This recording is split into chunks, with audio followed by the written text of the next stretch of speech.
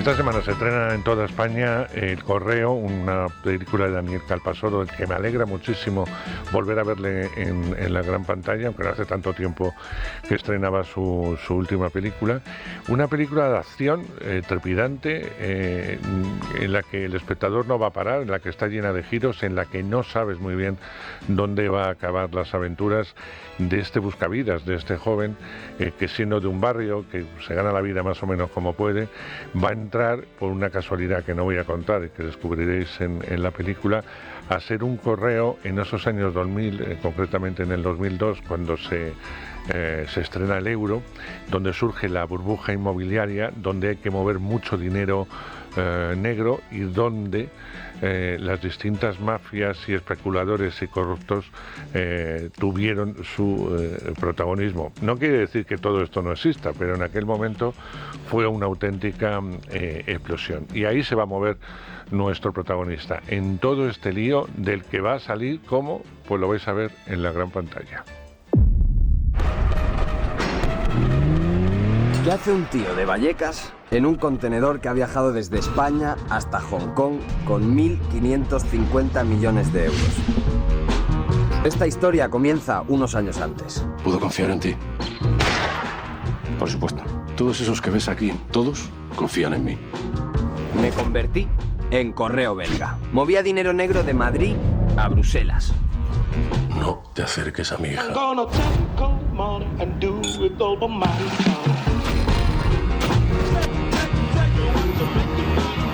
Empresarios, banqueros, políticos, constructores, a todos les unía lo mismo. Como decía más en el cine. Tengo la fortuna de volver a encontrarme, hacía tiempo que no le veía personalmente, y es que siempre, afortunadamente, está trabajando y brindando obras tanto para la tele como evidentemente para el cine. Daniel Calparsoro, ¿cómo está usted?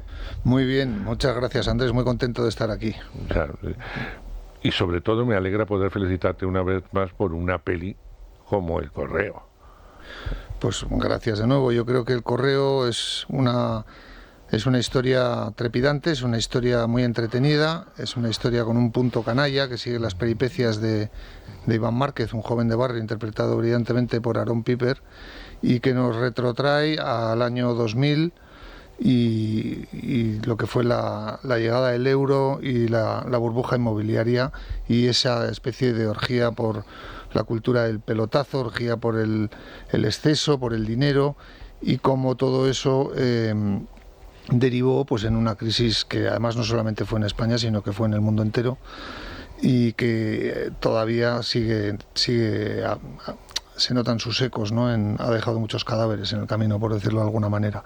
Es una película muy, muy entretenida, es una película que va muy rápido, que tiene una fotografía muy potente, un musicón de Carlos Jean, y que está donde Aaron hace un papel espectacular, yo creo. Él es la película, y está también muy bien acompañado, ¿no? Por Luis Zahera, Poga, Luis Tosar, María Pedraza, Laura Sepúl. Creo que de alguna manera es un retrato necesario, es un retrato que está hecho de forma lúdica para no caer en el panfleto, porque hemos evitado ser panfleteros, y al final todos estos elementos creo que confluyen muy bien en la peli y es muy, muy recomendable. Efectivamente, Aaron Piper, protagonista absoluto del Correo. Imagino que contento. Muy contento, sí. Imagino que contento. Yo te decía antes de empezar la entrevista que es un salto cualitativo a la hora de encarnar otro tipo de personajes. No, eso no significa que los personajes que hayas encarnado antes sean fáciles. Eso lo tengo muy claro. Sobre todo en las últimas intervenciones, tanto en televisión como en cine, no te lo han puesto fácil, porque ya había un cambio. Pero aquí hay un cambio muy cualitativo y muy importante, pues para encarnar a personajes de tu edad, que eso sí que era importante. Imagino que cuando te llegó el guión de Daniel, algo de miedo sí tuviste. Sí, lo primero yo creo que es un gran salto a personajes protagonistas y, como decíamos antes, una gran manera de transicionar a personajes más adultos y más, bueno, acordes a mi edad, ¿no? Y dejar un poco de ser estudiante de instituto y pasar a encarnar personajes más adultos. Entonces estoy muy feliz. De este proyecto yo sé, por por Emma de Vaca desde que estaba rodando El desorden que dejas, que ya surgía por ahí, o sea que ya esta idea lleva tiempo. Y bueno, yo a Dani lo conocí en una prueba para otro proyecto que no salió y tenía ganas de currar con él, la verdad. Así que le tenía muchas ganas al personaje, a la película y nada, ha sido todo un éxito, yo creo, objetivamente.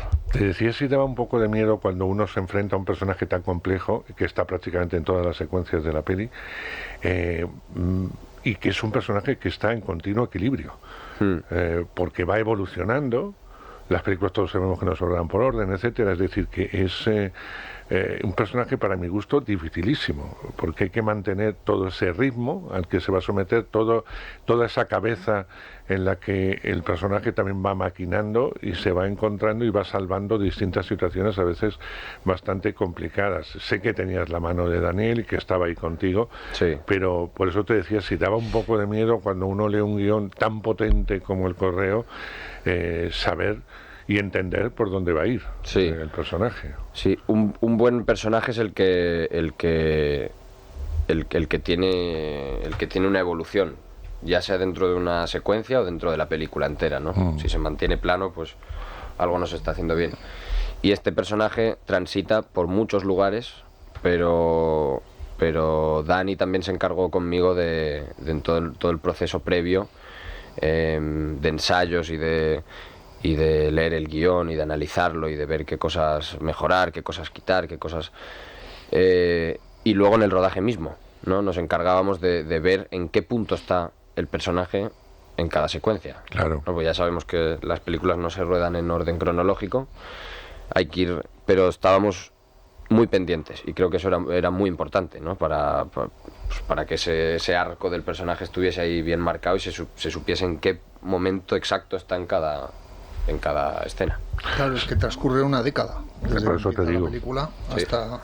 No, y tú tienes una facultad que a mí me gusta mucho y es como das credibilidad a todo lo que cuentas. Evidentemente tú buscas un cine de entretenimiento, lo has dicho 1000 veces, quieres entretener al espectador, haces una película de la que a ti te gustaría ver también en la gran pantalla, pero eso no significa que esté alejado de la realidad, es decir, sabes mezclar muy bien la ficción, el ritmo, el tempo de un thriller o de una película de acción con una realidad que existió en España, que incluso hay personajes reconocibles aunque no se llamen de la misma forma, porque uno cuando ve la película y se acuerda de aquellos años reconoce perfectamente algunos de los personajes que cuentas o con los que se va a encontrar Iván en la peli. ¿Eso cuesta o te sale de una forma bastante natural a la hora de decir, quiero enfocar la historia por aquí? No, eso al final es una forma de trabajar. En realidad todo está relacionado con el tono y nada más. Y luego son los actores y las actrices quienes tienen que generar esa realidad,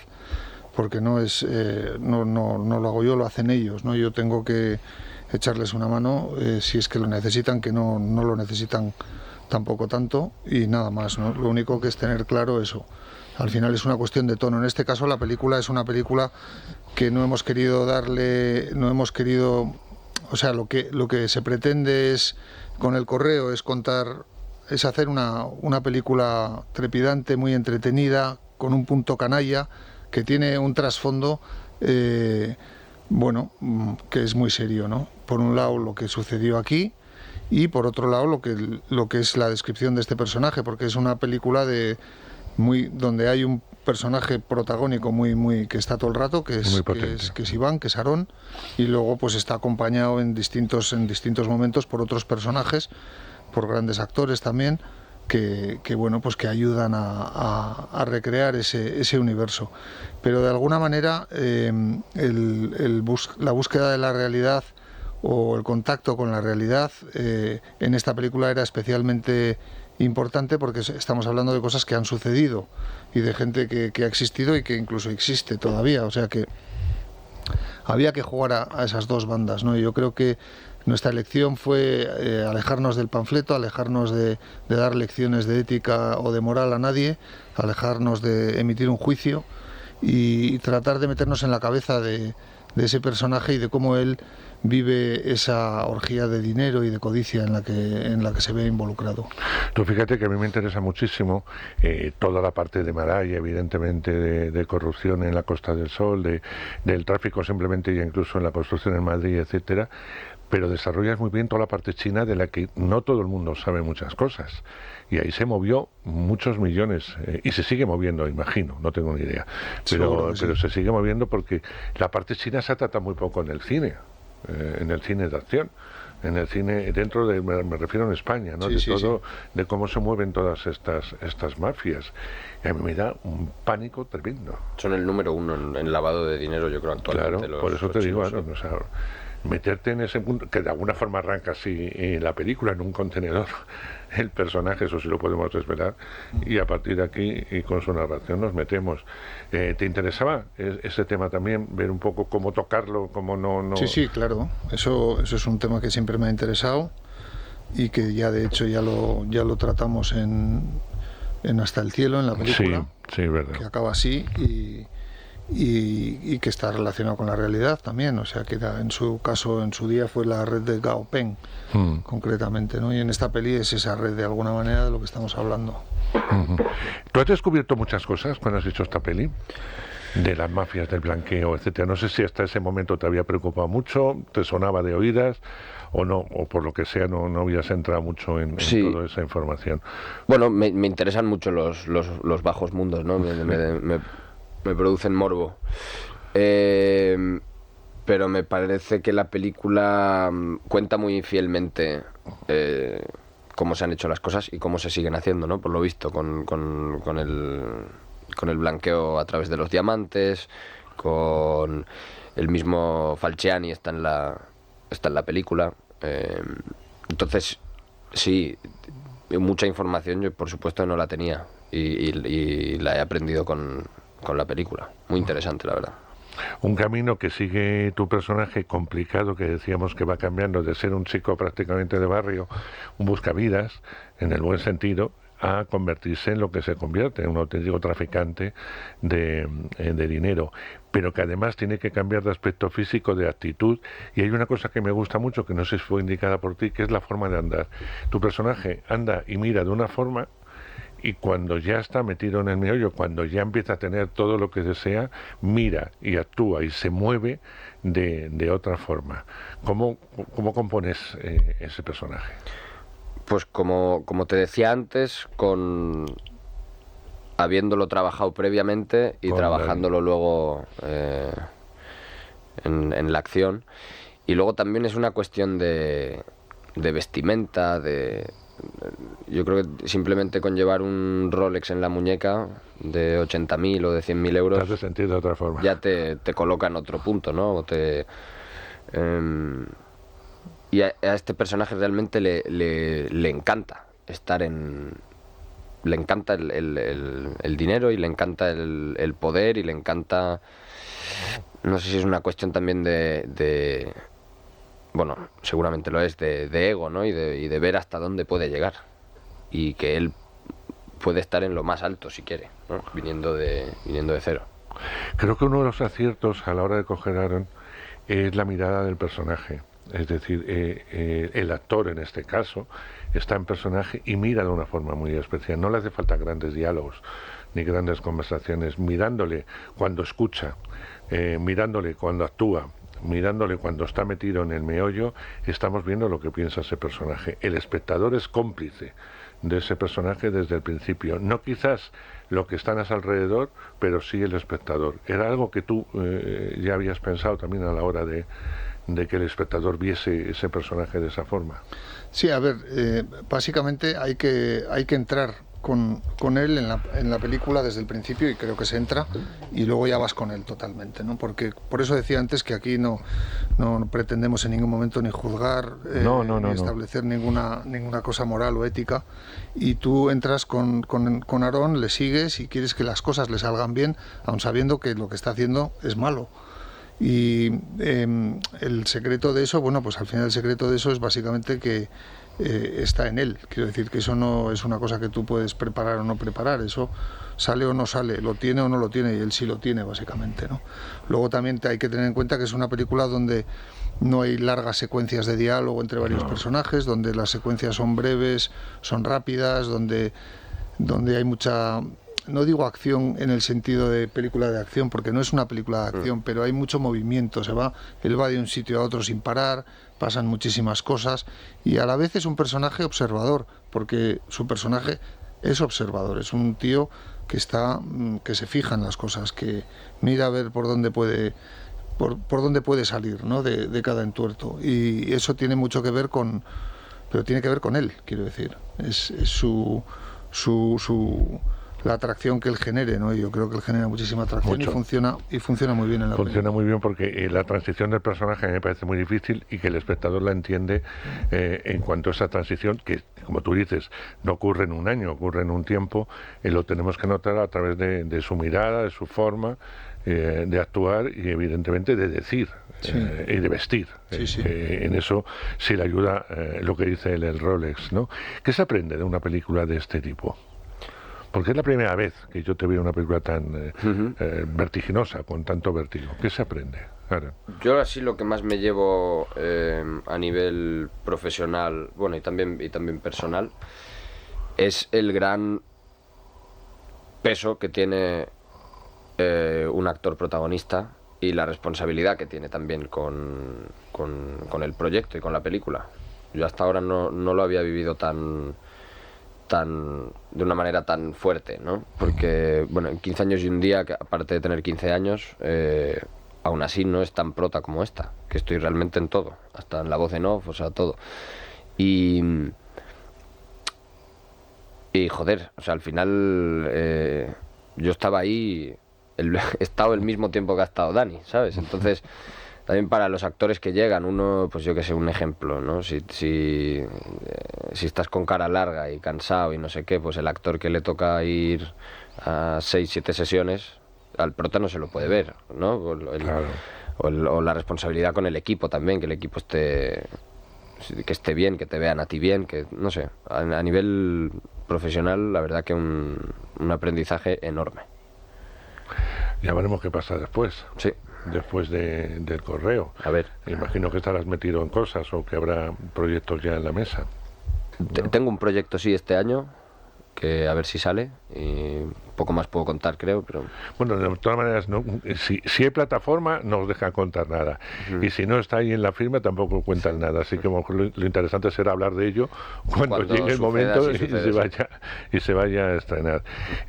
Lo que sí es verdad, Daniel, es que tu cine es apasionante, la gente va a verlo porque ya te reconoce, los que van a ver cine de acción saben que tu firma les va a dar lo que desde un principio estamos diciendo aquí, entretenimiento puro y duro, que va a salir del cine bien, va a salir con la adrenalina a tope, y eso no sé si te da una mayor responsabilidad, si no te importa demasiado, ¿cómo siente uno el que, digamos, la nueva película de acción de Daniel Calpasoro? Bueno, yo trato de aislarme de todo eso porque intento darlo todo en cada cosa que hago y ya está. ¿No te preocupa? Intento aislarme. Lo que sí es cierto es que tú has comprobado y compruebas las películas cómo funcionan con el público, que es el que realmente te interesa. Sí. ¿Has tenido un pase ya con esta película con público para testarlo de hemos alguna hecho forma? algún pase y la verdad es que las reacciones son muy positivas. Hasta ahora las reacciones son muy positivas, pero bueno, habrá que ver Luego en taquillas, sí. Claro, en taquillas, sí. Esa es otra cosa, pero la reacción es la que tú esperabas. Es muy positiva. Yo no sé si tienes, Aaron, una distancia para ver la película, o todavía a lo mejor es muy pronto, pero ¿a ti te gusta? A mí objetivamente la película me gusta. Yo creo que es mi película favorita de las que he hecho en mi carrera, yo creo. Sí que es verdad que es difícil verse tanto y escucharse tanto. Entonces yo me acuerdo que en el pase, El primero. me abandoné en la película como a partir de los 20-25 minutos. Pero ahí sí lo logré. Y a mí no me cuesta mucho, a muchos actores les cuesta verse o no les gusta o tal. A mí no. O sea, si me veo bien, me felicito a mí mismo, y si me veo mal, pues sé dónde tengo que mejorar la próxima vez y ya está. O sea, no te castigas demasiado. No. no te castiga demasiado. Daniel, ¿tú tienes distancia para saber que esta era la película que querías hacer? ¿O todavía necesitas un poco más de tiempo? Porque la has visto 4.000 veces, en montaje, en todo. Sí, lo que pasa es que ha pasado una cosa curiosa, que... O sea, la película la terminamos de rodarla un 5 de junio, si no me equivoco, del año pasado. Y habíamos cerrado... No, ¿qué digo? 5 de junio. ¿Sí? No, mucho soy antes. muy malo para las fechas. No, fue antes. ¿Qué rodamos? ¿Mayo? Abril, mayo, sí. Abril, mayo, sí. Sí, entonces terminamos en mayo. Un 6 de junio aproximadamente, o un 12... Finales de junio cerramos el montaje. Y un 6 de julio estaba cerrado el montaje. Y en agosto, antes de la mezcla final, en septiembre, antes de la mezcla final, la volví a ver, estuve hablando con los productores, con la distribuidora, y me hicieron un par de comentarios y tal, que en un principio deseché y defendí, pero esos comentarios me hicieron pensar, y me volví a ver la película y me di cuenta de que había cosas que se podían mejorar todavía. Y le volví a meter mano al montaje, que es una cosa que no había hecho hacía mucho tiempo. Y creo que para bien, además. ¿Te acuerdas, no? Sí, me acuerdo. Sí. Entonces, y una vez que ya le metí mano, ya dije, ya está, ya la tengo. Y esta es. O sea que sí creo que tengo la distancia suficiente como para estar bastante... Satisfecho. Sí, muy satisfecho, sí. Bueno, pues tengo que despediros, que ha sido un placer. Felicitaros, Gracias, Andrés. Aaron. Es muy difícil lo que has hecho. En algún momento, cuando se hable contigo de cine, de lo que van los inicios, etcétera y tal, esta película estará marcada en tu memoria. Estoy convencido que a medida que vaya pasando el tiempo, el correo va a ser algo muy importante, incluso para mucha gente que te pueda ver de otra forma, no solamente tus seguidores, etcétera. Estoy hablando de la propia profesión. Sí. Y una vez más, felicitarte, Daniel. Es decir, es muy difícil el cine que haces. Y si la gente supiera que cuando ve toda esa espectacularidad es por el talento de este señor, no por el dinero que le den a la hora de producir una película, bueno, se darían cuenta del doble talento que tiene. Bueno, el mío y el del equipo que me acompaña, bueno, claro. Evidentemente. Sí, pero que se adapta a tu... Pero sí. Es el tuyo. Pero te lo decía antes de empezar la entrevista, les tienes mal acostumbrados a los productores.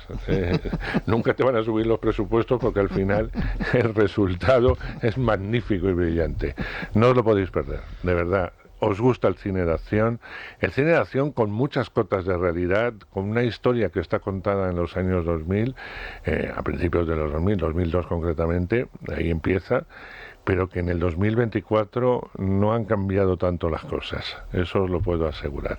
Así que ir al cine en pantalla grande a disfrutar de una película como El Correo. Gracias, chicos. Muchas gracias. Muchas gracias.